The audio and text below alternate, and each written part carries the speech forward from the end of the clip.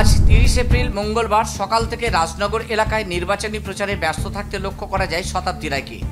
বীরভূম লোকসভা কেন্দ্রে তৃণমূল কংগ্রেস প্রার্থী শতাব্দী রায় এদিন রাজনগর ব্লকের গাংমুড়ি জয়পুর অঞ্চলের অন্তর্গত আলিগড় জয়পুর ও পরে গাংমুড়ি মোড়ে পৌঁছান। সঙ্গে ছিলেন তৃণমূল কংগ্রেসের রাজনগর ব্লক সভাপতি সুকুমার সাধু, সৌমিত্র সিংহ সহ একাধিক তৃণমূল নেতৃত্ব। গাংমুড়ি মোড়ে বক্তব্য রাখেন শতাব্দী। রাজ্য সরকারের বিভিন্ন উন্নয়নমূলক প্রকল্পের কথা উল্লেখ করেন তিনি।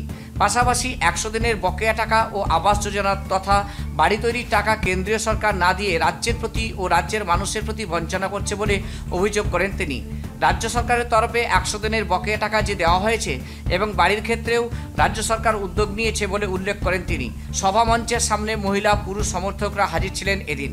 দুপুরের পর বিকেল বা সন্ধ্যায় এই ব্লকের আরও কয়েকটি স্থানে প্রচার সভায় অংশ নেবেন।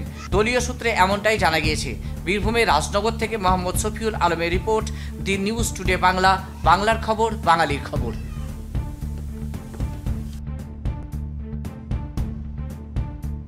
লাইভ কেক হাউস, সমস্ত ধরনের কেকের বিশ্বস্ত প্রতিষ্ঠান, রামপুরহাট, মারগ্রাম মোড়।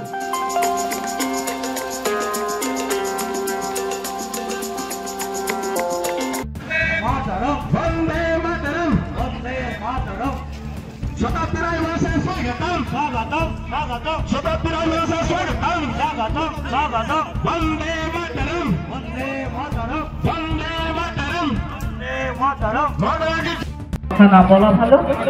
আপনাদের বলবো যে জোড়া ফুলে ভর্তি আগামী 13 তারিখে আপনি এত লম্বা লোক সামনে আপনার আগামী 13 তারিখ লোকসভা নির্বাচন, সেই নির্বাচনে আবারও প্রার্থী হয়েছি। ভোট দিন, জোড়া ফুলে ভোট দিন, তৃণমূলের ভোট দিন, এই আবেদন করতে আপনাদের কাছে এসেছি।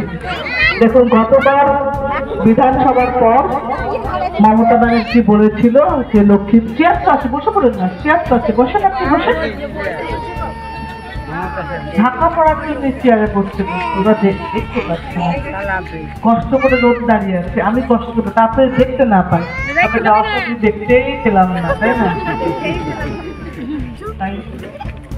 আপনাদের বলি যে গত বিধানসভার পর মমতা ব্যানার্জি বলেছিল যে